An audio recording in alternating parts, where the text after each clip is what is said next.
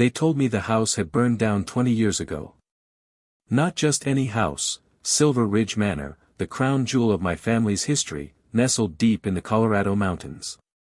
According to family lore, it was struck by lightning during a thunderstorm, and the fire consumed everything. My mother never spoke of it, and my father only referred to it once, in passing. There are places in this world that burn for a reason. But that was before the letter. It arrived on a damp Wednesday morning, sealed in red wax and bearing a name I hadn't heard in years, Edward Thorne, my great-uncle, presumed dead. I'd never met him. My father called him, the shame of the family, a reclusive drunk who had vanished into the mountains decades ago. But now, somehow, he had returned, just long enough to leave a will. To Jonah Thorne, only surviving male heir of the Thorne bloodline, I bequeath what remains of Silver Ridge. Do not trust what they've told you. There are truths buried beneath the ash. Edward. I read it 3 times. Then I packed a bag and rented a truck. The road to Silver Ridge was more of a suggestion than a path. Trees crowded both sides, their branches clawing at the windshield. My GPS gave up halfway through the climb. When I finally reached the edge of the burned estate, the sky had turned a bruised gray. Crows circled above the tree-line, and a wind that smelled like soot curled around my ankles as I stepped out of the truck. There was nothing left of the house, or so I thought. In the center of the blackened clearing stood a single structure, a stone chimney, scorched but intact. And at its base, was a metal hatch. A hatch in the middle of nowhere. No one ever mentioned a basement. No schematics showed anything underground. And yet, there it was. I stared at it, my heartbeat echoing in my ears. Part of me said walk away. But something deeper, something older, whispered, you already belong to this place. I pulled the rusted handle. The hatch creaked open. And the darkness inside felt like it had been waiting just for me. At first, I thought the air below the hatch would be thick with mildew and mold. But it wasn't. It was cold, unnaturally cold, like walking into a cellar carved from ice. My flashlight flickered as I descended the metal ladder, each step groaning under my weight. Beneath the ground, the silence was alive, pressing, listening. When I reached the bottom, I found myself in a stone corridor, narrow and dry. The walls were smooth, too clean to be remnants of an old root cellar or storm shelter. Someone had built this with purpose. Recently. The strangest part. There were light bulbs, embedded into the ceiling like veins of glowing amber. Some flickered weakly, others pulsed like they were breathing. Electricity? In a place that supposedly burned down in the 90s? No way. I followed the corridor. And the deeper I went, the more it felt like I was moving backward in time. First came the photos, framed black and white portraits of Thorne ancestors, lining the hallway like silent judges. They were unlabeled, but I recognized my grandfather's face. Then my great-grandfather's. Then someone who looked a lot like me. That's when I heard it. A low, mechanical whirring. I froze, straining to listen. It came from around the corner, soft at first, then louder. A rhythmic pulse, like gears grinding together. I crept forward and turned the corner. And nearly screamed. There was a machine in the middle of the room. An enormous, brass contraption with dials, levers, and what looked like an old IBM screen fused with something out of a steampunk nightmare. On the screen, a single blinking word. Input password. I stepped closer. My breath caught. Under the screen was a slot, for a key. Suddenly, a sound echoed down the corridor behind me. Footsteps. Slow. Deliberate. Someone else was down here. I spun around, flashlight trembling. Hello? I called. No answer. The footsteps stopped. I inched backward until my back pressed against the machine. Then something clicked in the wall beside me. A small drawer slid out, and inside it, rested a tape recorder. On it, a yellowed label read, "For Jonah, only if you found this." With shaking hands, I pressed play. A man's voice crackled to life, raspy, uncertain, heavy with age. "If you're listening to this, then you're either smarter than your father or just as foolish as I was. I'm Edward Thorne. And you were never supposed to be here. Not unless everything went wrong. That tunnel you're standing in. It's not just a basement. It's a vault. And what's inside it, is what tore this family apart. They told you the fire was an accident. It wasn't. It was a cover-up. There's more you need to see. But if you're not prepared to lose everything you think you know about the Thorne family, turn back now." Click. Silence. I didn't move. Couldn't. My fingers curled around the edge of the machine. I had no key. No password. But I had the voice of a dead man, and the cold, unmistakable feeling that something in this tunnel was very much alive. And then I saw it. At the far end of the room, behind a curtain of hanging chains, was another door. This one wasn't metal or stone. It was wood. Fresh. Untouched by fire. And carved into its center, in beautiful hand lettering, was a name. Meredith Thorne. My mother. The moment I saw my mother's name carved into the wooden door, something inside me twisted. Not fear. Not even grief. Recognition. Like a thread had just snapped loose from somewhere in my memory, and now it was dragging everything behind it.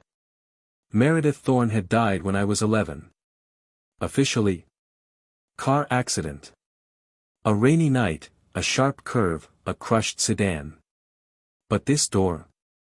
This place. It suggested otherwise. I reached for the handle, cold brass, ornate, the kind of craftsmanship you only see in expensive estates or antique vaults. It opened easily. Inside was a room preserved in time. Dustless. Still. Like someone had walked out minutes ago. There was a small desk near the far wall, papers stacked in neat piles. A single lamp illuminated the corner. On the wall above the desk hung maps, strange, circular maps that didn't resemble any geography I knew. One of them had our family estate in the center, but everything else was alien. And beside the maps, pinned with a red tack, was a photo. Of me. Taken maybe a year ago. Standing at my old job in D.C., someone had been watching me. I backed away, my skin crawling. That's when I noticed the filing cabinet. 3 drawers. Each labeled in my mother's handwriting. Inheritance. Failures. Jonah. I opened the bottom drawer. Inside was a thick manila folder, and nothing else. I slid it out and flipped it open. Inside were my birth certificate, but not the one I had at home. This one listed a different hospital. A different date. A different father. A handwritten letter from my mother addressed simply, "To my son, when he's ready to know." And 3, a photo of a man I'd never seen before. Tall. Gray eyes. A scar along his chin. Behind him was a building I recognized all too well. The Thorne Lodge, the place that supposedly burned to the ground. The letter shook in my hands as I read it. Jonah. If you found this, it means the bloodline test worked. And that means the machine is active again. I couldn't tell you the truth before I died. They were watching.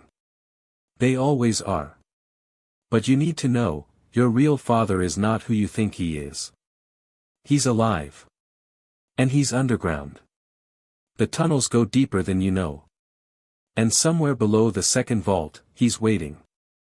I only hope he remembers who he was before the others got to him. Please forgive me. I made choices to protect you. But now, you have to choose for yourself.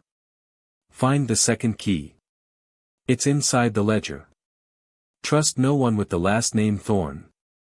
Not even yourself. The final sentence hit me like a slap. Not even yourself.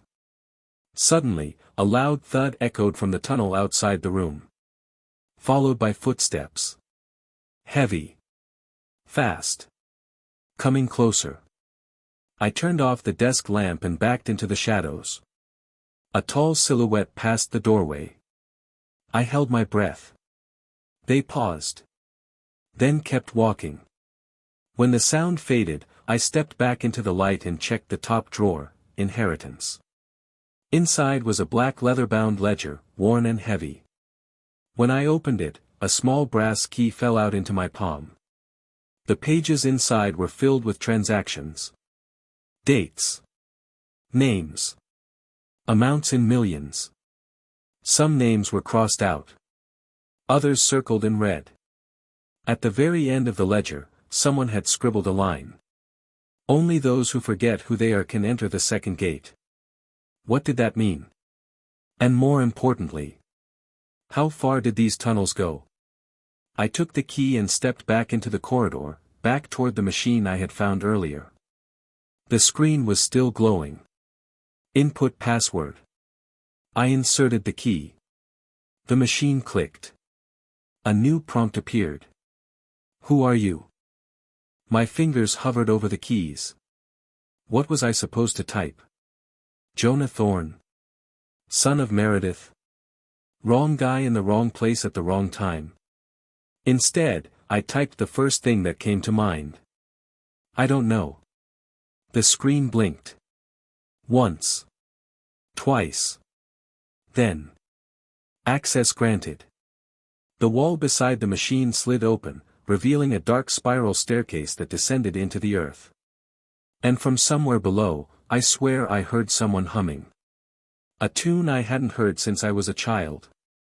A lullaby my mother used to sing when she thought no one was listening. The spiral staircase was narrower than I expected. Stone steps worn down in the center, the air growing colder with every turn. And that humming, soft, distant, never stopped. Almost inviting. After what felt like forever, I reached the bottom. A massive steel door stood before me. No handle. No lock. Just a glowing red symbol etched across the center. It pulsed like a heartbeat. And beneath it, only those who forget who they are can enter. I remembered the ledger. That line at the end. Was this it? I took a breath and whispered. I'm not Jonah Thorne. The symbol flickered. Once. Twice. Then the door slid open with a hiss. Inside was a room that looked more like a laboratory than a tomb. Fluorescent lights buzzed overhead. Machines lined the walls, blinking softly. In the center stood a glass chamber, filled with a thick, blue fluid. And suspended inside, motionless, was a man. He looked about 50. Beard trimmed short. The same scar on his chin as the man in the photo. His eyes were closed, but his face, it was identical to mine. An older, broken version of me. I backed away. My heart pounding. There was a monitor next to the chamber. A message flashing across the screen. Reanimation sequence, standby. Thorne 2 protocol ready for activation. Thorne 2. I was Thorne 2. What the hell did that mean? I tapped the console. A video file opened. Static at first. Then a familiar voice. Jonah, if you're watching this, then I've failed.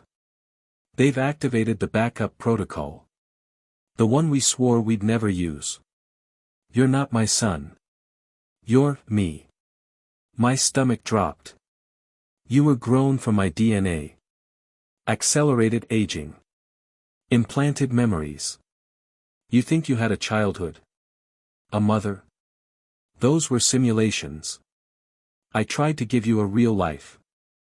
Hide you from what this family became. But they found you. They always do. Now you're back. And the machine wants to reset. He paused. One of us has to stay in the chamber. The other gets to live. I stumbled back from the console. The man in the chamber, my original, moved. Barely. His fingers twitched. Then his eyes snapped open. Identical to mine. He stared at me, confused, then horrified. He mouthed something against the glass. Don't let it restart. I had no idea what it was, but every part of my body screamed that turning this thing off was the right move. The machine beeped again. Another prompt. Transfer identity. Yes/no. My finger hovered over "No." But then I saw the final note in the folder from the cabinet. One of you will always be the shadow. Choose whether you want the light. I stared at the man in the chamber, his eyes pleading. And for a second, I wanted to free him. To swap places. To go live whatever life he'd lost. But then. Another voice echoed from the doorway behind me. Step away from the console, Jonah. I turned. It was Wyatt. Face bruised. Shirt torn. A pistol in his hand. Didn't think you'd make it this far, he muttered. But we can still salvage this. He glanced at the chamber. The company wants the original. You're just a useful test case. I laughed. Didn't mean to. But it came out, raw and bitter. You're working for them. He didn't answer. Just cocked the gun. Step away. But I didn't. I smashed my hand down on the console. Transfer initiated. The chamber hissed. The fluid drained. The man inside slumped forward. The machine began rewriting everything. And I could feel it in my head, memories flickering like broken film reels. First my name. Then my childhood. Then, silence. When I woke up, I was lying on the cold floor. Wyatt was gone. The chamber was empty. The man, my original, was standing over me. He looked older now. Tired. But smiling. Guess you chose the light, he said. I hope you use it better than I did. And then, without another word, he walked into the darkness. I stood. The chamber was still active. The files on the machine were still open. And among them, coordinates. A final message.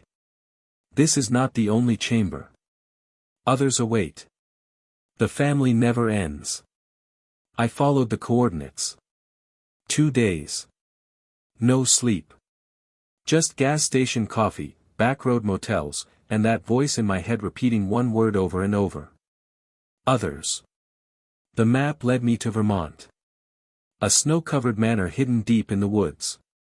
Cameras. Fences. A familiar red symbol painted on the iron gate. Not just a family house. A facility. And somehow, my name was on the guest list.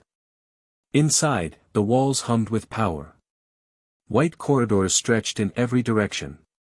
Each labeled with letters and numbers. T7. C4. L1. I passed rooms sealed with thick glass. Inside, people. Men. Women. Some looked just like me. Others, not quite human. All asleep. All labeled.